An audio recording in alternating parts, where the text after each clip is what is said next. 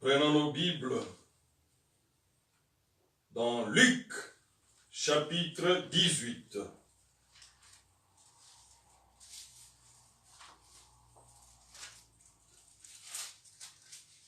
Luc, chapitre 18. Nous commençons au verset 9. Vous y êtes? Ok. Nous lisons au nom du Seigneur Jésus-Christ.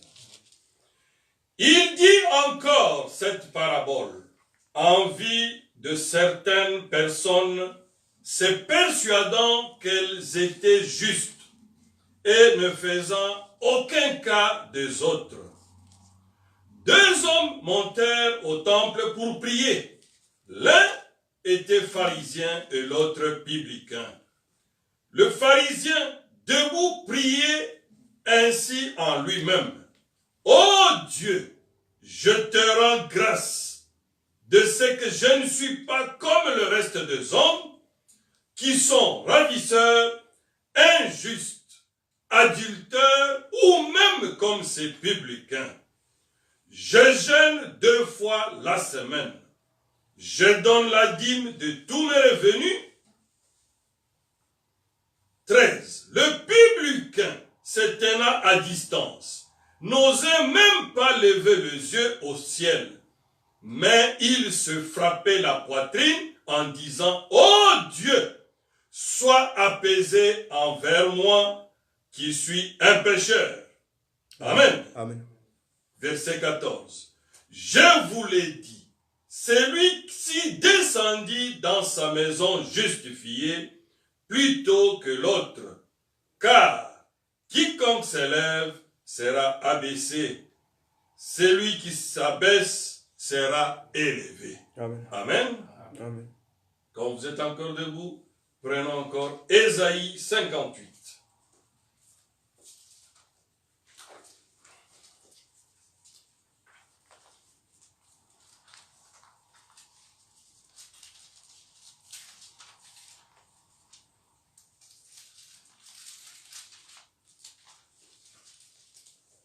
Nous commençons au verset 5.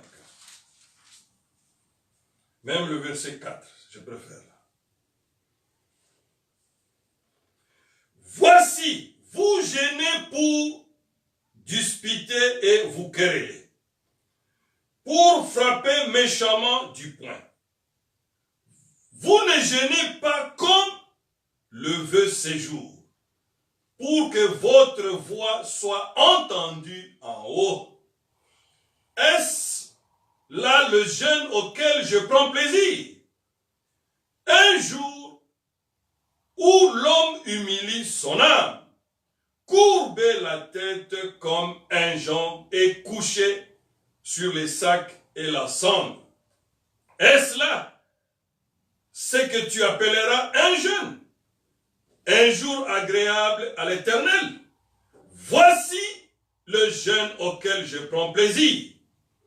Détache les chaînes de la méchanceté. Dénoue les liens de la servitude. Renvoie libre les opprimés. Et que l'on rompe toute espèce de joug. Partage ton pain avec celui qui a faim. Et fais entrer dans ta maison le malheureux sans asile. Sans asile. Si tu vois un homme nu, couvre-le. Et ne te détourne pas de ton semblable. 8. Alors, ta lumière poindra comme l'aurore et ta guérison germera promptement. Ta justice marchera devant toi et la gloire de l'Éternel t'accompagnera. Alors, tu appelleras et l'Éternel répondra. Tu crieras et il dira, mais voici, si tu éloignes du milieu de toi le joug, les gestes menaçants et les discours injurieux.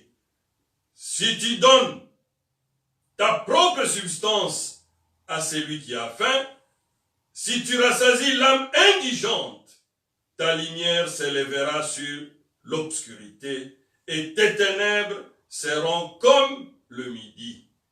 L'Éternel, 11. L'Éternel sera toujours ton guide, il rassasiera ton âme dans le lieu aride.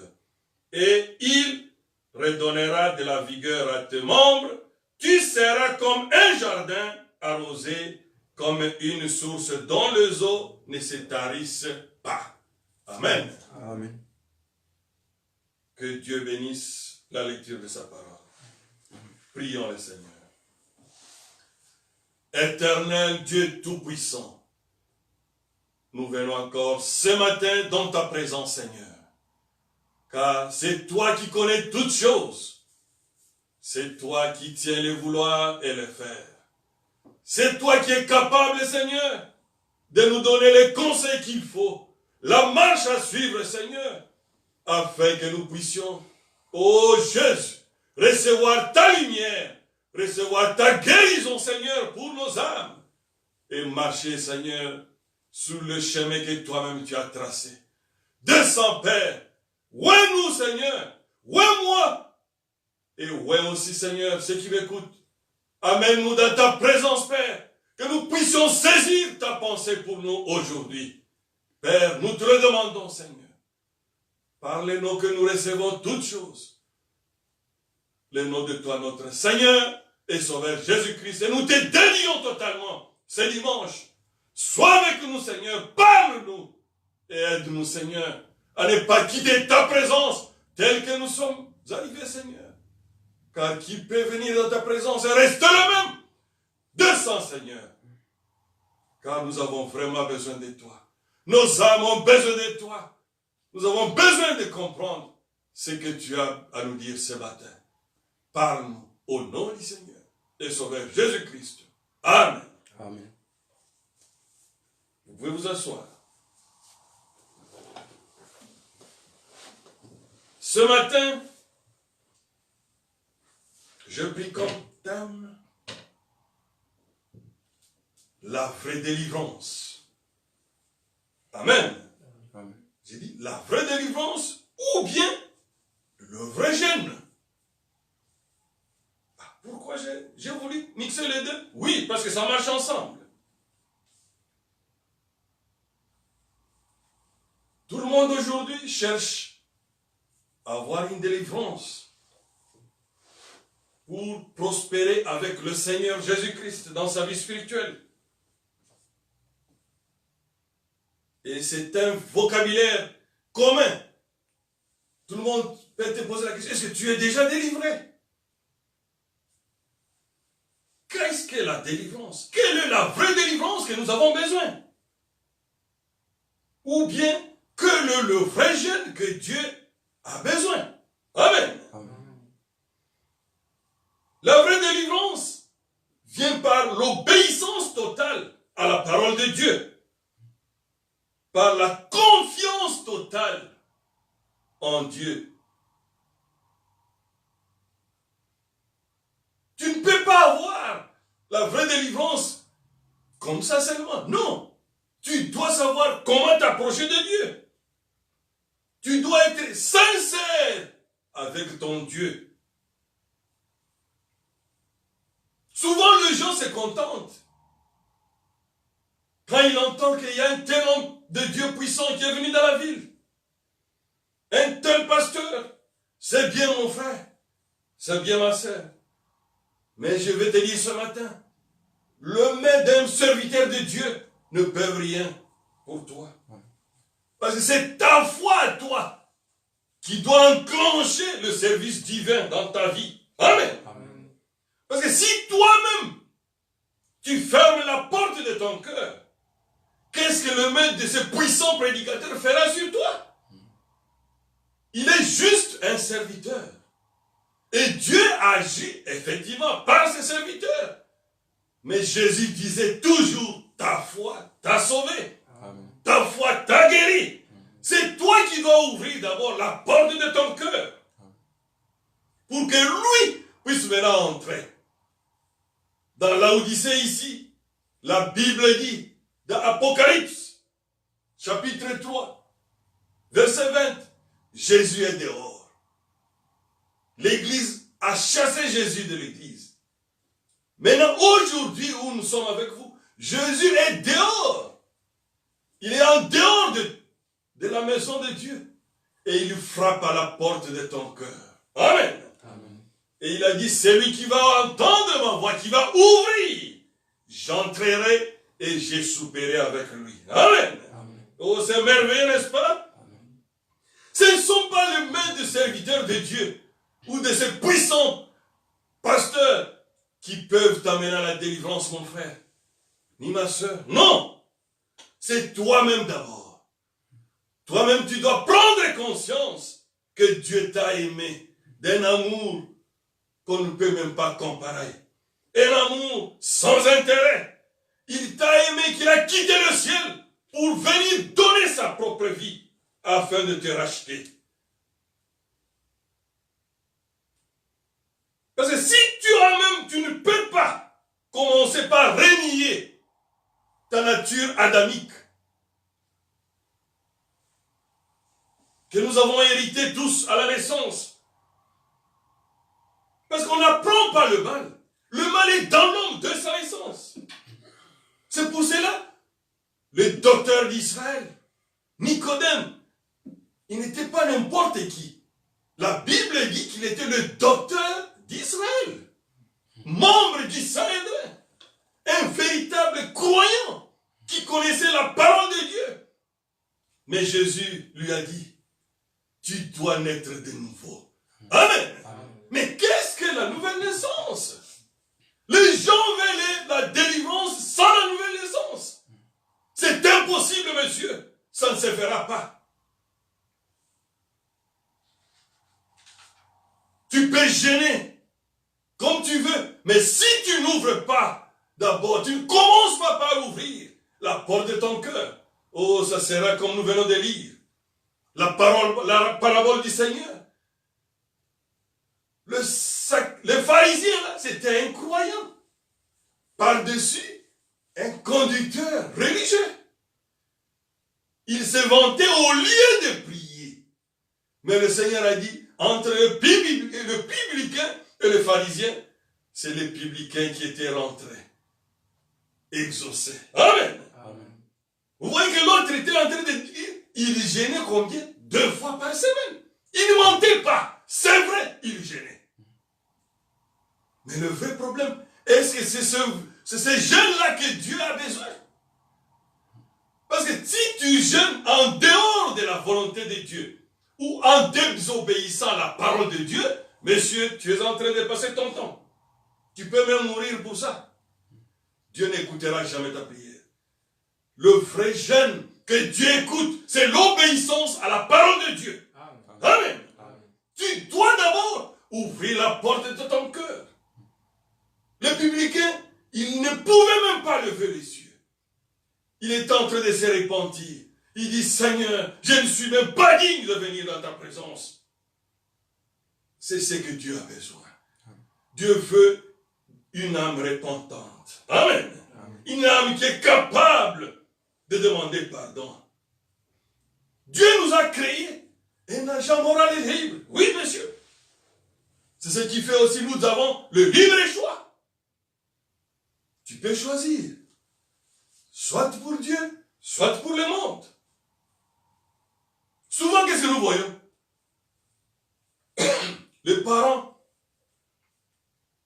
ou un frère bien-aimé amène des gens à l'église. Oh, venez, on va prier pour toi pour que tu sois délivré. C'est bien. Mais votre frère, ou votre mari, ou votre femme, ou vos enfants, ou vos parents, ne seront pas délivrés aussi longtemps que eux-mêmes ne font pas le premier pas. Amen. N'ouvrez pas la porte de leur cœur pour recevoir la parole de Dieu. Parce que c'est toi-même qui déclenche ta délivrance.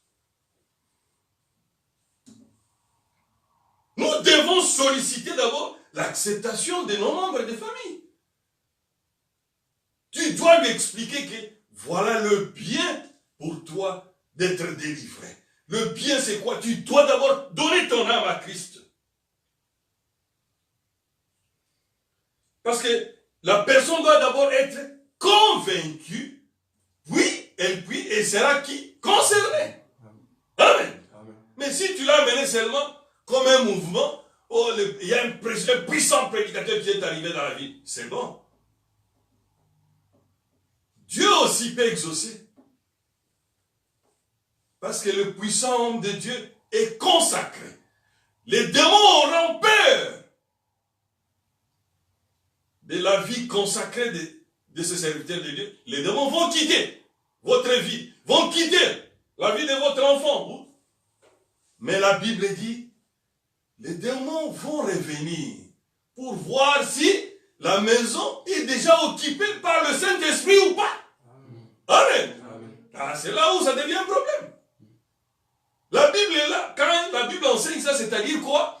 C'est que ce sont les hommes qu'on a amenés sans qu'ils puissent eux-mêmes devenir, être convaincus et concernés. Alors quand vous venez, vous êtes devenus convaincus et concernés. Dès que les démons partent, l'étape suivante, c'est le baptême du Saint-Esprit qui viendra sur vous. Et la maison sera occupée. Et quand les démons vont revenir, ils vont trouver le Saint-Esprit en train de régner en toi. Amen. Amen. Et c'est là la vraie délivrance. Amen. Amen. Mais si on t'avait seulement amené par le mouvement, ou parce qu'il y a eu que quelqu'un a prié pour toi, et que toi-même tu n'es pas convaincu et concerné par la chose, les démons quand ils vont revenir, ils vont trouver quoi? La maison vide. Ton cœur ou ton âme vide. La Bible dit que les démons vont faire quoi? Va chercher le renfort. Et ta position sera pire qu'avant. Amen. Amen. Vous comprenez pourquoi nous ne devons pas jouer avec les choses spirituelles. Parce que chacun de nous doit prendre une décision. Accepter le Seigneur Jésus-Christ comme son sauveur personnel. Alors, le processus de la délivrance totale s'enclenche en lui. Amen. Amen. C'est comme d'autres gens. Faut gêner même les enfants qui ne comprennent même pas pourquoi on est en train de les faire gêner. Mais vous êtes en train de tuer les enfants pour rien. Les enfants commencent à penser que vous êtes en train de les punir ou de les maltraiter. Parce que vous ne devez pas imposer le jeûne à quelqu'un, monsieur. Ça n'existe pas. Celui qui gêne a conscience de la situation qu'il fait. Amen. Amen. C'est comme aussi ceux qui imposent le jeûne aux malades. Oh, pour être guéri, tu dois jeûner. Où est-ce que c'est écrit dans la Bible? Dans la Bible, c'est écrit, quand les apôtres ont échoué de chasser les démons de cet enfant qui avait l'épilepsie ou qui avait l'esprit muet, le papa de l'enfant a amené l'enfant à Jésus. Et Jésus a chassé cet esprit en 1 minute. Et les disciples ont demandé à Jésus, pourquoi nous avons échoué? Et Jésus a dit, ces esprits sortent par des jeûnes et des prières. Amen. Amen. On n'a pas imposé à l'enfant qui était malade là de jeûner. Non. C'est toi le serviteur de Dieu qui veut avoir la puissance, qui doit se charger, qui doit jeûner, messieurs. Ce n'est pas le malade. Quelle confusion dans le monde maintenant. Et c'est pour cela même, des malades meurent. Pendant les jeûnes, beaucoup de gens répondront de Christ, des sons des innocents.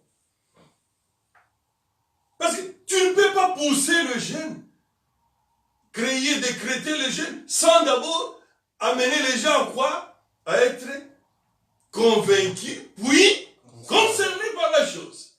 Amen.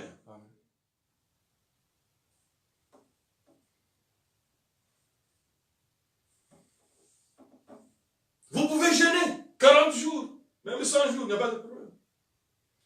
C'est ce qu'il y a, même faire de ces incisions, des pénitences, c'est rien du tout.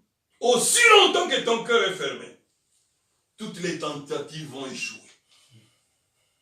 Tu seras seulement comme un bois sec qu'on a trempé, qu'on a baptisé et qui sort un bois mouillé. Et ta nature ne changera pas. Tu peux te faire baptiser même 10 fois. C'est bien. Au nom du Seigneur Jésus-Christ, rien ne marchera. Aussi longtemps que tu n'es pas encore convaincu et concerné par la chose. Convaincu et concerné, c'est-à-dire, tu comprends maintenant l'utilité du geste que tu vas poser. Pourquoi je dois prendre le baptême au nom du Seigneur Jésus-Christ? C'est là où il y a les problèmes. Nous voulons nous-mêmes nous fabriquer des chrétiens. Ça ne marchera pas. Vous allez plus fabriquer les hypocrites que des véritables chrétiens. Amen. Amen. La vraie délivrance commence quand tu ouvres ton cœur. Pour que Dieu puisse entrer. Et puis sa présence dans ton cœur va produire quoi? La véritable repentance. Amen. Amen. Qui va nous séparer totalement de l'incrédulité. Parce que la vraie repentance va nous séparer de l'incrédulité. Parce que quelqu'un qui fume, qui boit l'alcool, qui vit la vie de débauche, voler, faire la vie de débauche, tout ce qu'on connaît, ça, ce ne sont pas des péchés, non. Ce sont les attributs du péché. Le péché, c'est quoi? C'est l'incrédulité. Il faut d'abord ôter l'incrédulité pour maintenant être délivré de la fumée, pour maintenant être délivré de l'alcool, de la vie de débauche, du vol. Vous comprenez l'importance d'ouvrir son cœur pour que le Seigneur Jésus-Christ puisse entrer dans ton cœur. Amen. Parce que c'est la parole de Dieu. Quand elle va tabernacler en toi, et l'incrédulité n'aura plus de place. Et automatiquement, la sanctification va s'enclencher. Tu vas commencer à ne plus comprendre comment ta vie à toi-même est en train de changer. Amen. Amen. Ça ne sert à rien de jeûner. Oh, je jeûne pour arrêter de fumer la cigarette. Je jeûne pour arrêter les débauches. Non! Non, monsieur.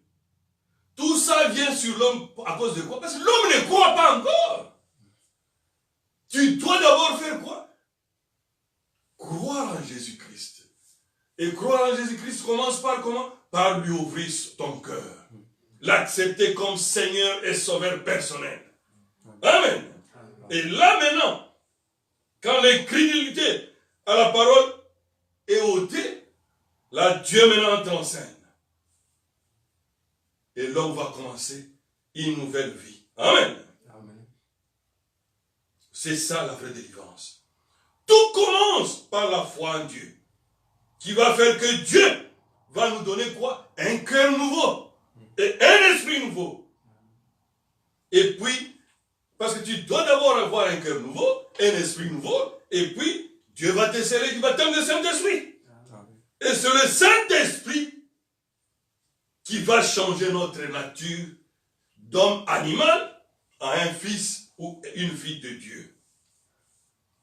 Parce que sans le baptême du Saint-Esprit dans l'homme, c'est impossible d'avoir une vraie délivrance. C'est impossible. Tu seras seulement un hypocrite qui fait un effort de vivre comme un chrétien. Mais c'est comme une brebis ne fait pas l'effort de produire la laine. Non! Un chrétien, c'est une nature. Tu ne vas plus faire l'effort de devenir saint. Non! Quand le Saint-Esprit entre en toi, c'est une nature de Dieu qui va faire que tu ne comprends plus toi-même, tu deviens une nouvelle créature. Tu n'es plus attiré par les mauvaises choses. Amen.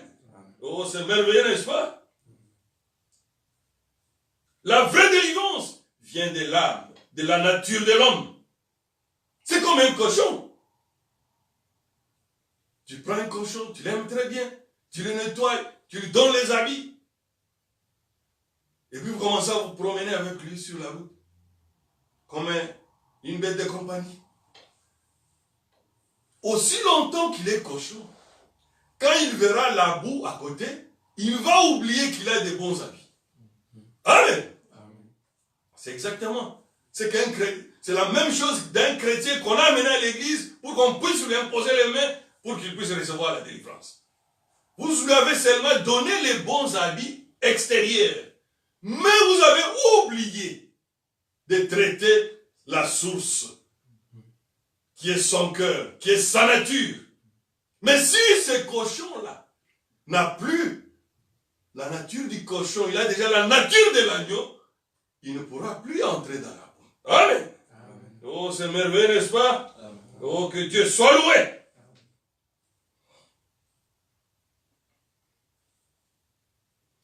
La base de toute délivrance est de transformer notre nature pécheresse en un fils de Dieu. Aujourd'hui, tout le monde cherche les miracles de guérison. C'est bien, ça fait partie de la puissance de Dieu.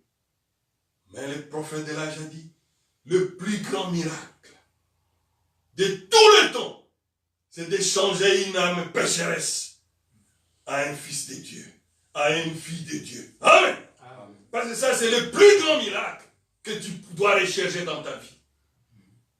Un changement total de direction. Une nouvelle vie. Une nouvelle naissance. C'est ça le vrai miracle. Tout doit commencer par là. Est-ce que toi-même tu as changé? C'est ça la vraie délivrance, monsieur. La vraie délivrance vient par la foi en Dieu. Dieu a dit, celui qui croira sera sauvé. Amen. Amen. Celui qui croira sera guéri. Ce sont les lois et principes de Dieu qui se manifestent quand l'homme croit. Mais toi, tu n'as pas encore cru, mais tu veux la délivrance. Non, c'est impossible. Tu dois commencer par croire, par donner ta vie en Christ.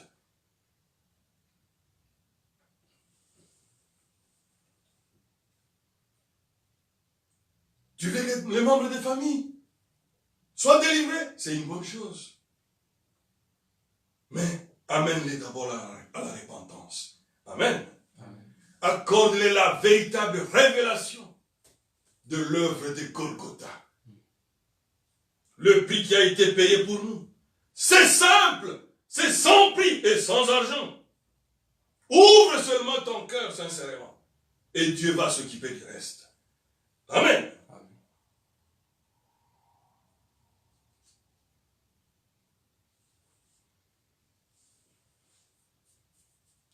Tu n'auras pas la vraie délivrance de tes proches en les imposant les jeûnes et prières sans d'abord donner, sans d'abord les amener à donner leur vie à Christ. Parce que Dieu a dit, je vous donnerai un esprit nouveau et un cœur nouveau qui s'obtient que par la repentance. Un démon ne peut pas rester dans un cœur sincère, mon frère. Amen. Amen.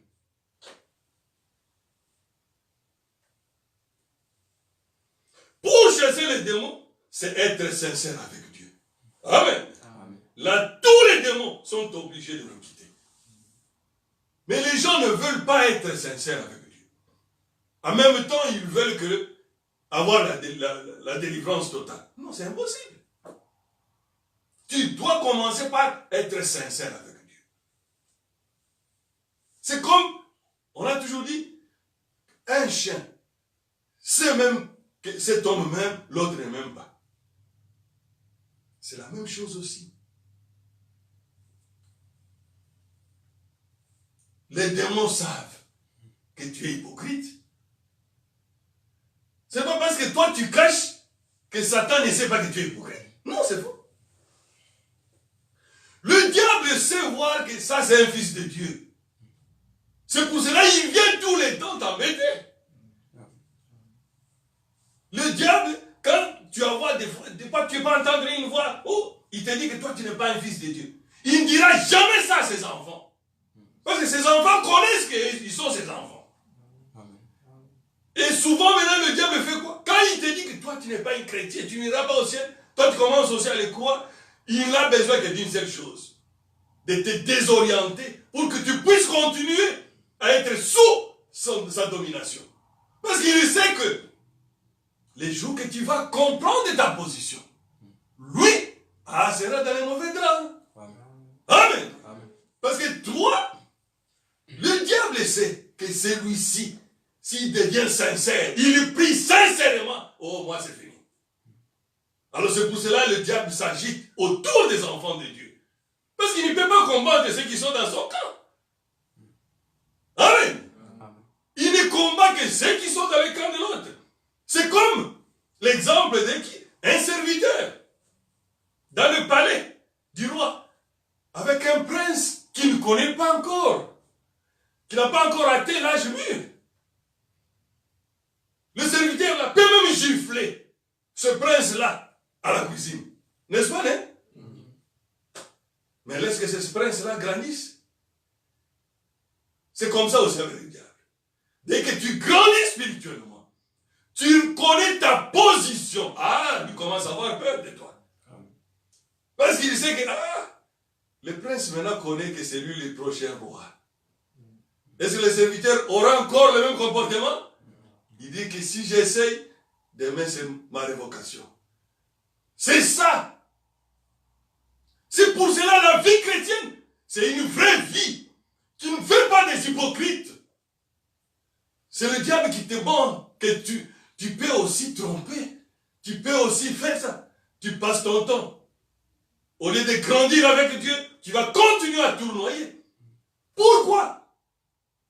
Nous sommes dans un combat où et Dieu et le diable sait voir qui est fils de Dieu et qui n'est pas. Amen. Amen. Amen. Parce que le diable siégeait au ciel avec Dieu. Amen. Amen. Le diable sait voir que celui-ci, c'est une étoile de Dieu. C'est pour cela qu'il combat les enfants de Dieu. Alors pourquoi tu continues à être hypocrite, mon frère? Parce que quand tu continues à être hypocrite, tu donnes la force au diable de te martyriser et de continuer à contrôler ta vie. Si vous pouvez comprendre qu'est-ce que la vraie délivrance, oh, c'est vraiment merveilleux. Amen. Amen. C'est pour cela, l'hypocrisie n'a pas de place dans le cœur d'un fils de Dieu. Vaut mieux encore accepter s'il faut passer par une punition, s'il faut passer par une situation difficile, mais ne pas être hypocrite. Parce que Dieu aussi, quand tu es hypocrite, oh, c'est comme l'agneau et la colombe. Amen. Amen. Quand tu changes ta nature d'agneau, oh, la colombe est obligée de te quitter pour attendre sur l'arbre.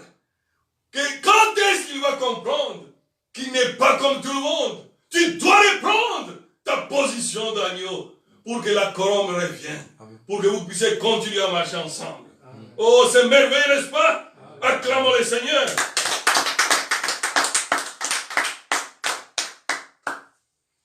Un démon est incapable de rester dans un homme sincère devant son Dieu. Vous cherchez la vraie délivrance? Elle est là. Arrêtez d'être hypocrite. Arrêtez de faire le jeu de cache-cache. Tu fais le jeu de cache-cache avec qui? Avec Dieu ou avec le diable? Ou avec toi-même? À toi-même de répondre. Quand tu es sincère, Dieu voit. Et le diable voit aussi. Amen. Amen. Quand tu es sincère, Dieu voit. Et le diable aussi voit que tu es sincère. Si tu n'es pas aussi sincère, c'est la même chose.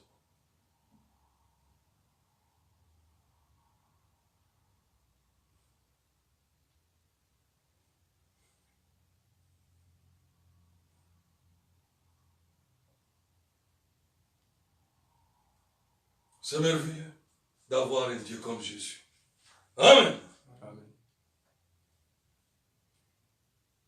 Quand on commence la marche avec Dieu, c'est une marche comment? Sans retour dans le monde.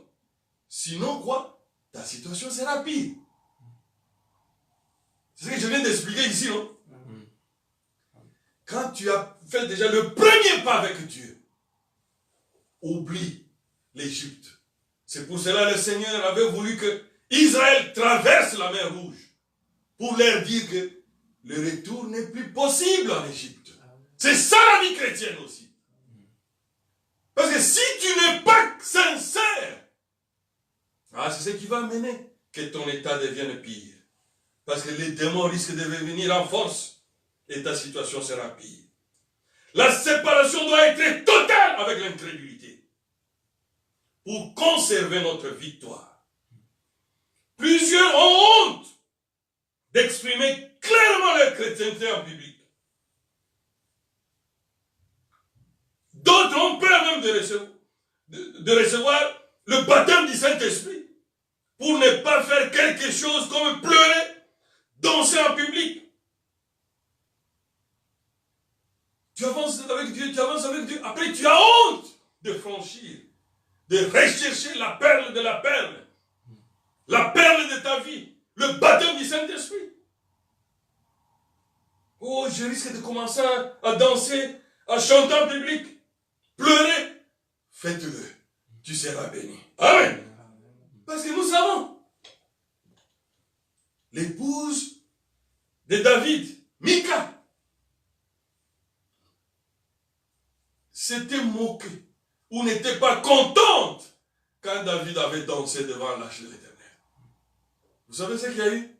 Elle n'a pas accouché. Amen. C'est la Bible. Elle en a payé. Elle est restée stérile. Parce que Dieu dit, celui qui aura honte de moi devant le monde, moi aussi, j'aurai honte devant mon Père. J'aurai honte de lui devant mon Père. La honte de la parole de Dieu est un démon qui empêche ta délivrance aussi. Amen. Amen. À comparer maintenant avec les enfants du diable aujourd'hui. Ils n'ont plus honte du tout pour montrer leur appartenance au diable, à l'homosexualité, à l'adoration de Lucifer et autres. Ils n'ont plus honte à ça. Or, il y a 30 ans, ils s'est caché. Mais aujourd'hui, tous les fruits ont atteint la maturité. Et le blé est livré. Il n'y a plus moyen que l'on se cache. Alors pourquoi tu as honte? Or eux, ils savent qu'ils vont aller en enfer. Et ils n'ont pas honte. Nous aussi, nous avons une promesse. Et nous savons que nous allons au ciel. Pourquoi avoir honte, monsieur? C'est le diable seulement. N'oubliez pas ce que j'avais dit. Le diable qui se comporte comme un serviteur sur un enfant mineur.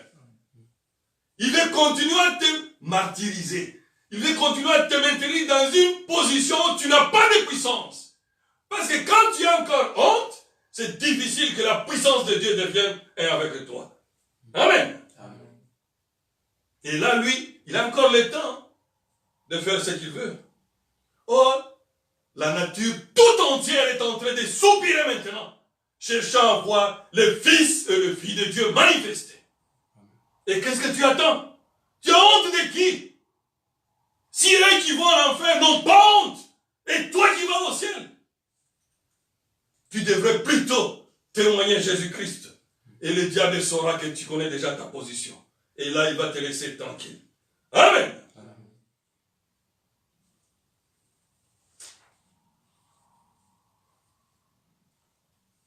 Le diable peut venir te dire, tu es civilisé, tu ne dois pas faire ça. Manifester ta chrétienté publiquement, c'est dégradant. Mais il laisse ses enfants manifester leur immoralité publiquement. Dis-toi, au diable, va dire à tes enfants, moi je ne suis pas ton enfant. Amen. Amen. Devant Dieu, il n'y a pas de civilisation.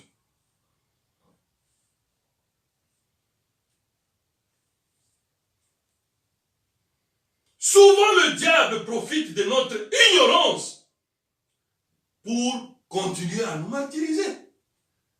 Parce que c'est ce qu'il fait. Parce qu'il dit, si ces gens ici comprennent réellement ce qu'ils sont, oh, bientôt l'enlèvement va aller. Dès qu'il y a l'enlèvement, c'est la tribulation, et puis lui sera enfermé 1000 ans.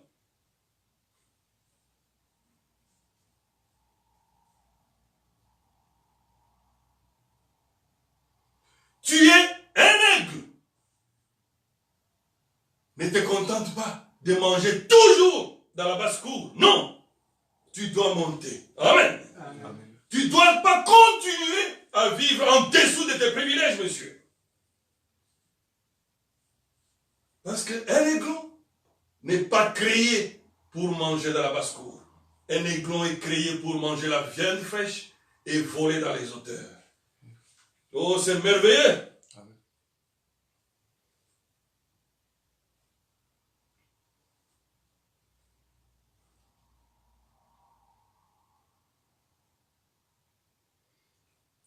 Quand le diable te dit toujours, oh, il continue à te faire peur là, c'est parce qu'il sait que toi-même tu n'as pas encore pris la vraie position.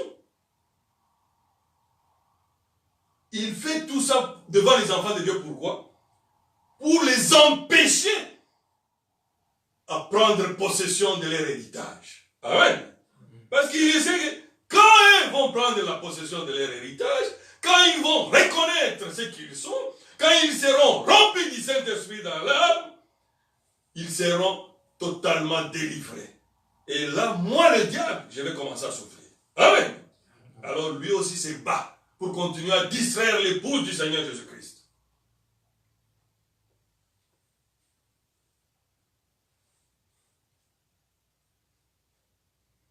Quand tu reconnais la position que tu es un fils de Dieu et que tu donnes ta vie à Christ, oh, Dieu descend, il commence à te vider de tout ce qui est mauvais. Et puis, ça va finir comment? Tu vas commencer à posséder toutes les portes de nos ennemis. Amen. Amen. Car un héritier qui reconnaît sa position est capable de chasser le serviteur méchant au travail. Le diable sait voir si tu es fils de Dieu ou pas. C'est pour cela qu'il ne s'attaque au fils de Dieu. La vraie délivrance vient quand nous ouvrons la porte de notre cœur pour faire que nous puissions reconnaître notre position à Christ. Et là, c'est fini. Le diable devient le tout faible. Amen. Amen. Quand tu connais ta position, c'est comme l'héritier qui devient grand. Le serviteur devient le tout faible. Il commence à les servir, en train de sourire, même s'il est fâché. Mais devant le roi, le serviteur doit avoir toujours une bonne mine. Amen. Amen. C'est quoi ça? C'est que le diable devient le tout faible.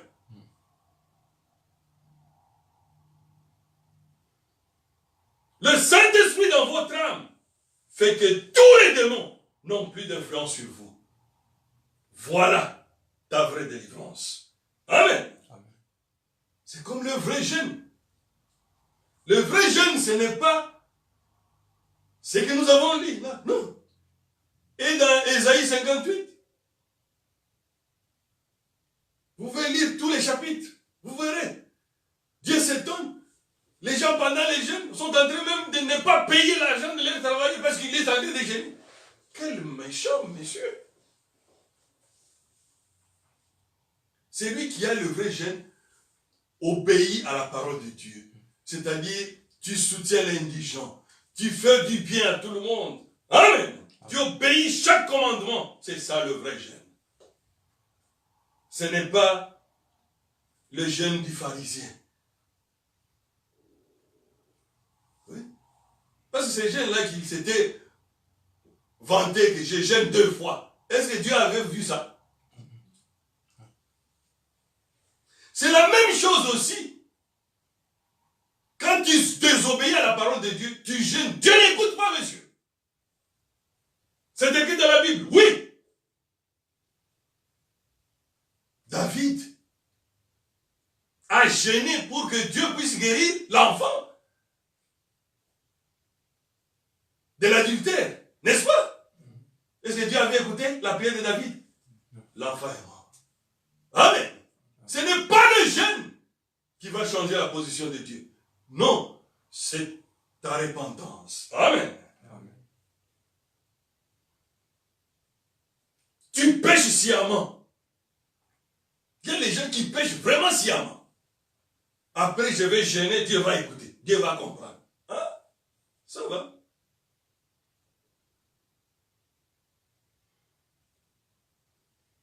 Plutôt obéir à ce que la parole de Dieu dit, quelle que soit la difficulté.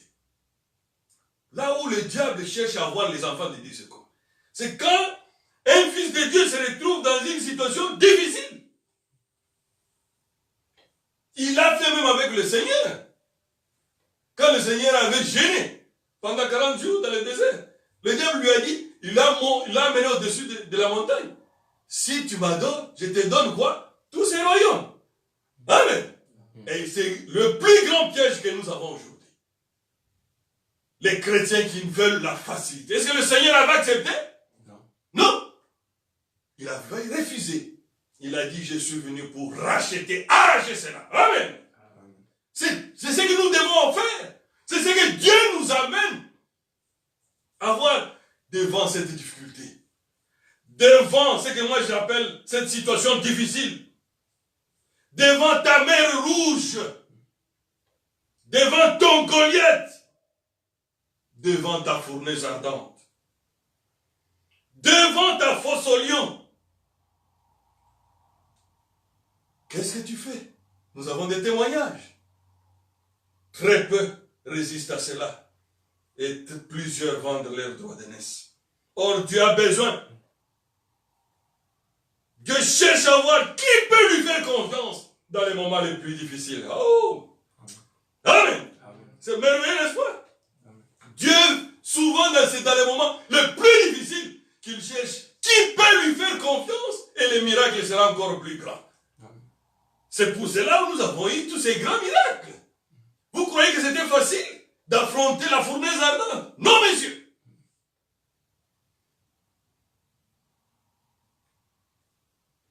Vous croyez que c'était facile d'affronter la mer rouge? Non. Mais Dieu voulait quoi? Que tout le monde puisse lui faire confiance. Amen. Amen. Et le miracle était devenu plus grand. Les lions pouvaient devenir, oh, comme des doux agneaux ne pouvaient pas manger Daniel. Parce que Daniel avait confiance en Jésus, avait confiance en Dieu. Amen. Il reste les secours permanents en cas de détresse. Mais souvent nous sommes pressés. Nous voulons que ça se fasse vite, vite. Quel fils de Dieu? Dieu veut aussi que tu puisses résister au diable jusqu'au sang, afin qu'il puisse descendre maintenant, faire un miracle pour toi. Amen. Amen. Et c'est là où le diable cherche à serrer les fils et les filles de Dieu. Ils disent, oh, ici maintenant, pour réussir, tout le monde doit passer par ce mensonge. Pour réussir, tout le monde doit faire ceci, doit voler. Moi, je te dis ce matin, tu n'es pas obligé de faire comme tout le monde. Amen. Amen. Parce que tu n'es pas comme tout le monde. Tu es un fils de Dieu, tu es une fille de Dieu. Tu dois résister à l'ennemi. Et tu verras, si tu restes sincère et fidèle, alors sinon Dieu n'existe pas. S'il l'a fait pour Daniel, il le fera aussi certainement pour toi. S'il l'a fait pour les 3 Hébreux, il le fera aussi certainement pour toi. Amen. Souvent, c'est les dernières minutes de patience qui nous manquent. Mais Dieu n'a jamais donné le temps. Amen. Amen. Dieu n'a jamais dit aux jeunes Hébreux que je viendrai anéantir le feu. Non, messieurs. Mais Dieu était patient. Il voyait combien il y avait des vaillants sur cette terre qui pouvaient affronter le diable en face. Oh, c'est merveilleux. Et là, Dieu est content. Et là, il est capable de changer toute la situation. C'est ce que Dieu veut aussi. Ne regarde pas ta souffrance présente. Essaye de supporter. de résister au diable, de résister à la tentation. Et tu verras certainement qu'il ne t'abandonnera pas. Souvent, c'est parce que nous voulons y aller avec des demi-mesures. Mais Dieu n'a pas besoin de demi-mesures, s'il vous plaît. Ou tu es totalement avec lui, ou tu ne l'es pas avec lui.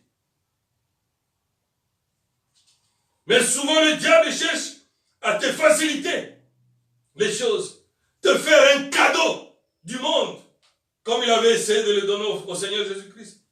Si tu m'adores, comme lui, notre modèle, résistons à toutes les facilités, tentations du diable, il fuira loin de nous. Amen. Amen.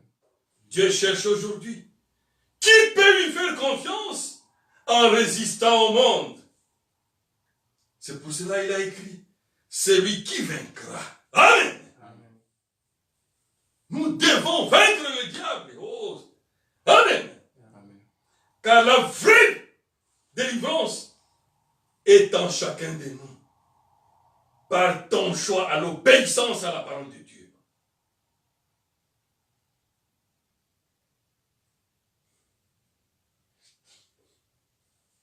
C'est comme le vrai jeûne est basé aussi sur l'obéissance à la parole de Dieu.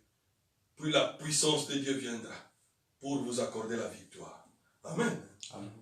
Ce n'est pas le jeûne qui va t'amener à devenir chrétien. Non. Je n'ai pas dit que vous ne pouvez pas jeûner.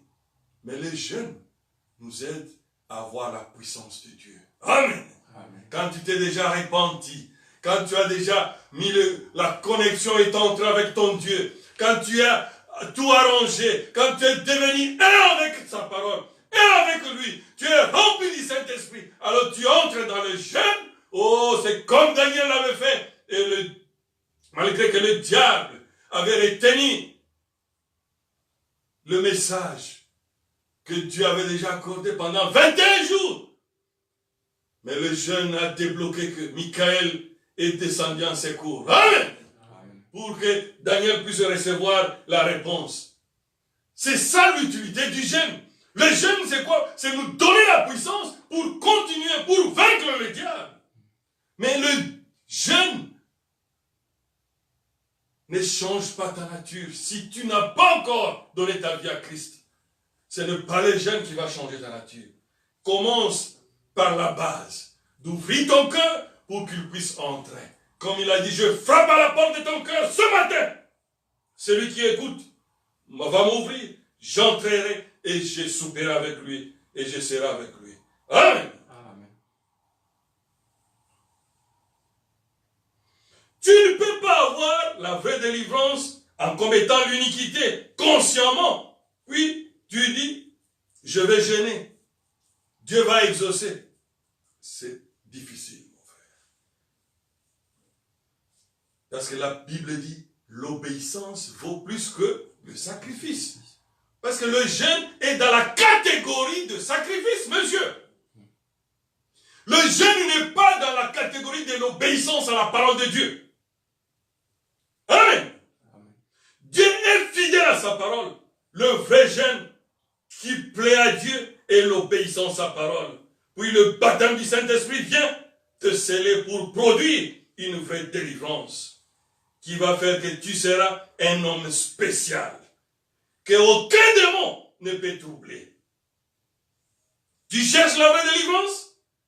Dans ta vie sincèrement, par la repentance, puis le Saint-Esprit va produire une délivrance totale.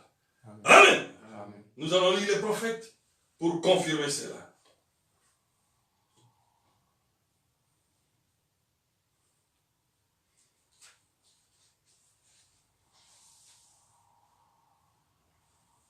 Nous lisons la question et réponse numéro 2, paragraphe 82,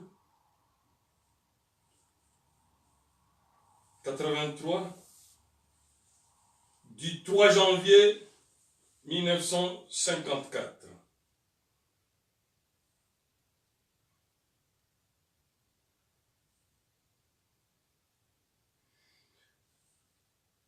Nous lisons.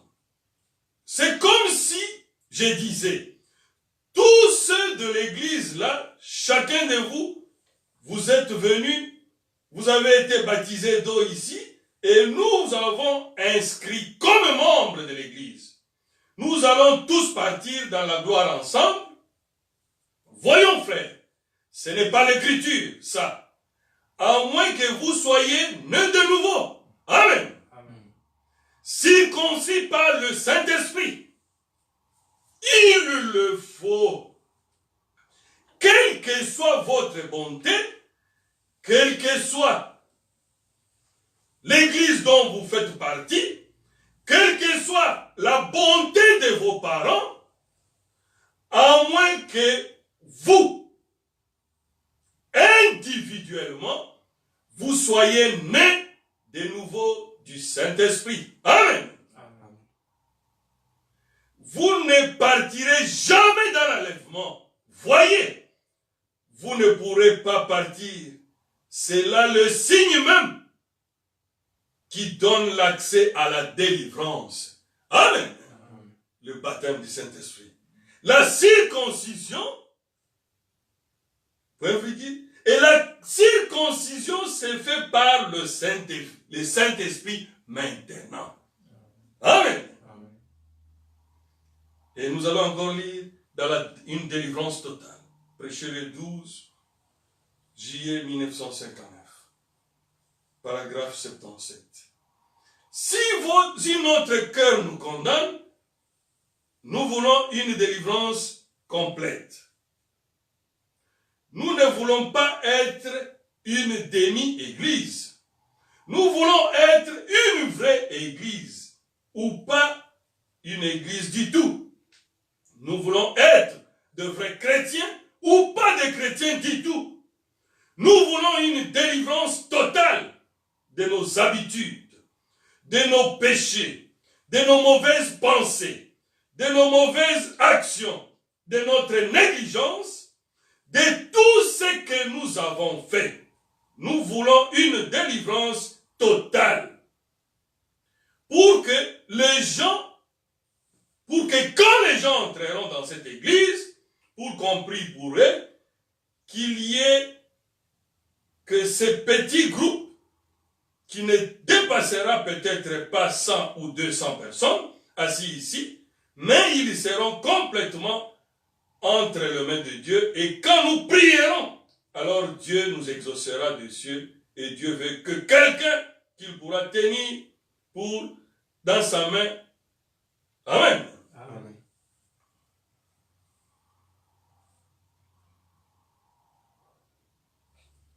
Et pour terminer,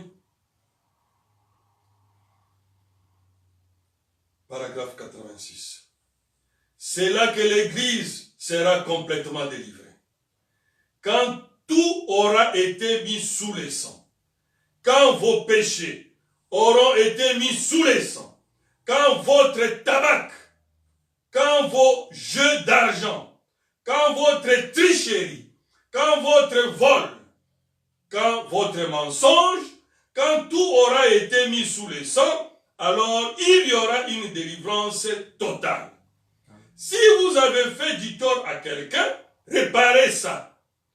Vous ne pouvez pas apporter ça sous le sang. Ça n'y restera pas. Vous ne pouvez pas l'apporter.